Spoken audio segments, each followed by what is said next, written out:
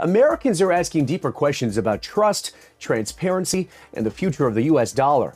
Meanwhile, Elon Musk's government downsizing experiment known as Doge faces both constitutional scrutiny and public backlash, and the Federal Reserve remains under fire as inflation risks continue to mount.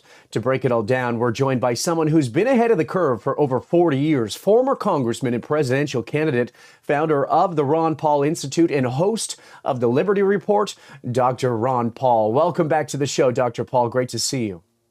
Thank you very much. Very nice to be with you. Well, listen, Dr. Paul, as you know, gold just topped $3,100 an ounce after its best quarter in nearly 40 years. Central banks are buying, the dollar seems to be wobbling, and Americans are watching inflation eat away at their savings. Is this the moment sound money finally goes mainstream? It certainly looks like it, but we don't know exactly what mainstream means. This might be the beginning of the end of a whole currency and a reserve system that we've been living with, half-heartedly, for a long time, especially since World War II. Mm-hmm. So, no, I think the mainstream is getting noticed. They're noticing this, but it's unknown. I can recall not too many years ago, though, the gold went up a bit, then it went down to $1,000. And when in 2016, I think it was looking like, to me, I thought it was 2016, that I thought we were going into another bull market. Mm-hmm. Even though I've watched this since gold was $35 an ounce, it still is sort of shocking. Even though I think, well, why should you be shocked? I'm not shocked, but to talk about $3,000 an ounce of gold when I hold up my gold pieces I bought, for about $40 or so, it's just amazing. Mm-hmm. Even though those predictions were available to, as a matter of fact, I got involved when I ran across some Austrian economists who were writing about this in the 1960s, and they predicted that Bretton Woods agreement would break down. Mm-hmm. We're wasting and spending too much money and giving it away. And sure enough, that is what happened. And that was a big date in my understanding of 1971 in August that, the gold window was closed. And look at what's happened since then. Yeah. I think it's going to continue. And the longer it continues, the more people will be joining us. Mm-hmm. On the macro front, Dr. Paul, let's get your take on why gold is seeing such a historical moment right now. And where do you think it's heading next? Well, I think that nobody knows exactly, because sometimes I think, well, this is the takeoff forever and we're going to have, Zimbabwe and have Venezuela. And it doesn't happen. And I think that because there's a subjective element in there. But what I look at, if I wonder, well, let's say next month we have a correction that is far beyond than the people who thought the bulls on this is going up forever and the dollar's going to zero and all of this, and then they may be shocked. But I think that could happen, but it's totally unknown. But the thing that I watch to find out when I think, well, maybe it is going to end or something, I look at deficit financing. I think that is the biggest thing. The supply of money and the supply of credit for our evil foreign policy and our wicked domestic policy, our welfare state, and all the special interests that go, and the people demanding more and more. We make an effort, and Trump's trying to make an effort. He's getting a lot of grief over that, of cutting anything. So, yeah, Leonard Reed, a favorite of mine in the past, he says, everybody wants to balance the budget, but they all have a but. Yeah. And that's what we're seeing now. There's a lot of buts out there, and they're going to rally together. So that makes it more difficult. But the deficit is the ultimate tool. And even though Barry Goldwater and the rest talked about this, no calamity occurred, but the handwriting on the wall occurred in August 15th, 1971, and it's been there, and the handwriting is getting bigger and bigger, because how much longer can the whole system tolerate $36 trillion of debt? Yeah.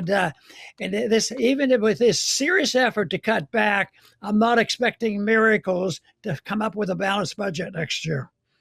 Yeah, well said. And of course, we'll be continuing to talk about Doge in just a minute. Before we do, I want to ask you, Dr. Paul, given your extensive experience and non-interventionalist perspective on foreign policy, I'd like to get your take on two major geopolitical flashpoints between the possibility of U.S. attacking Iran amid tensions over its nuclear program and regional influence, and China potentially invading Taiwan. Which do you see as the bigger global risk here for stability? Well, I think they're all a risk because they aren't part of our supposedly tradition. They're not part of our constitution. But right now, the big ones, the Middle East, are coming up with these assumptions. Oh well, I think what we ought to do is just take over Greenland. You know, there's a limit to that, but that could lead to problems too. But I think right now, Yemen and Iran, the way we're Mm. treating them, and yet that doesn't sound to me like we're stopping wars and getting and not starting any new ones. We are aggravating. I think we have a terrible policy with the Iranians. Uh, they're not. They're not going to be perfect citizens, according to a lot of Americans. But I tell you what, I think that I happen to believe the issue because of the investigations that are going in. I think that they have the brains not to have a nuclear weapon over there. Mhm, And yet mhm. that's what we dwell on, and that's what we concentrate on. And I don't like the warnings that are going on and the advisors that are giving the president advice right now, especially in the area of Yemen and the Middle East, as well as Iran.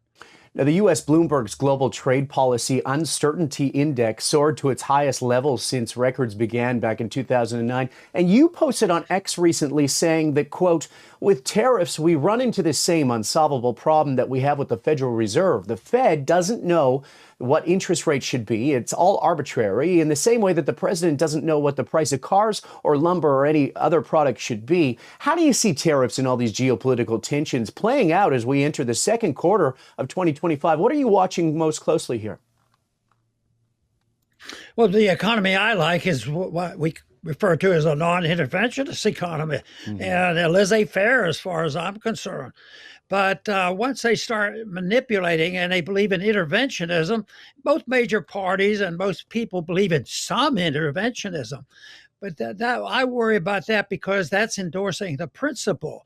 So if you introduce the principle of a little bit of inflation, a little bit of a dilution away from the definition of your currency, it leads to big trouble. How about a small little income tax? Oh, 1, 2, 3%, no big deal, and it just grows and grows. So it's the principle that we accept, and we accept the idea of interventionism, and therefore all of a sudden, I imagine there's a level of tariffs, competition that you could get by with for a while, but eventually people depend on it. They want to cover their bases, and then we hear stories. Well, we're going to collect a lot of money here, on tariffs, and maybe we can get rid of the income tax. Hmm. I don't happen to believe that. Hmm. That's not going to happen because they're not stopping the spending. The people want spending. The special interests want the spending. The military industrial complex, the pharmaceutical industry, the recipients of Social Security. It's on and on. So the odds of that being cut back are very slim, although I give a lot of credit to the group now trying to cut back Hmm. because the information we've gotten about USAID, it's fantastic. It's waking up some people, but it's not the solution. We have to not tinker around the edges, and we have to do it now. Right away, there's tremendous resistance to the effort made in the last 6 months. So Hmm. I think we have a long way to go, and it's not going to do it because I work on the assumption that all the debt and all the malinvestment eventually has to be liquidated because it's all fake. And you can't just pile debt on debt. But not too many people talk about malinvestment. You know, the debt goes up and is spent the wrong way, and it introduces all these government programs. But there's also people who just inadvertently, the interest rates are 4%. They're not 6% anymore. Oh, it's a good time to invest. Well, that's false information. So that's how you get your bubbles. And I think the system is built in, and we've gotten away with it by covering it over these bubbles that want to clear the area to close, cover them with more inflation. Yeah. Oh, we didn't lower the interest rates quite enough. So they just go on and on with intervention. The principle is interventionism, and the opposite to that is non-intervention. And we don't want authoritarians tell us how to live.